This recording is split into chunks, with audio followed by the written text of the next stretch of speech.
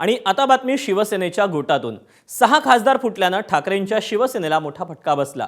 शिंदेंच्या शिवसेनेचा वेगानं विस्तार होतोय, अशातच एकनाथ शिंदे एक मोठा निर्णय घेण्याच्या तयारीत आहेत। मुंबईमध्ये शिंदेंच्या शिवसेनेचं नवं सेना भवन उभं राहणार असल्याची माहिती सूत्रांनी दिली। नवीन सेना भवनासाठी शिंदेंच्या शिवसेनेकडून जागांची शोधाशोध सुरू आहे अशी माहिती मिळाली।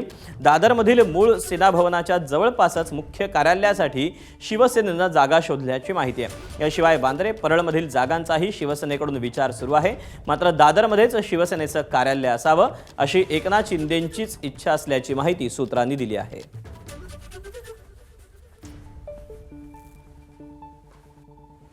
आखरी एखाद्या वादळात घर कोसळल्यावर निवळ वादळाचा दोष नसतं, घर कच्चं पण असतं। म्हणून फुटणाऱ्यावर दोष देत असताना आपले काही सुधारणा होणं गरजेचं आहे। मी तर म्हणतो दोनही शिवसेना एकत्र आल्या पाहिजे, महाराष्ट्र धर्म वाढवला पाहिजे अशा अपेक्षा आहे। आता बच्चू कडूचं काय मत आहे ते त्याचं मागेही त्यांनी वक्तव्य केलं होतं, परंतु आता ह्या वक्तव्यावर एकनाथ शिंदे साहेब काय जो काय निर्णय घ्यायचा तो घेतील, परंतु अशा कोणत्याही चर्चा सध्या तरी आमच्या कुठं नाही।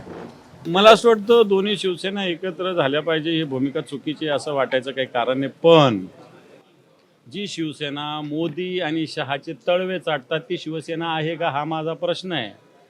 ती भारतीय जनता पार्टीने विशेषतः अमित शहा यांनी बनवलेली एक टीम आहे स्वतंत्र। कधीतरी तिचा वापर करायचा, कधीतरी तिचा युटिलाइज करायचा आणि स्वतःचा स्वार्थ साधायचा।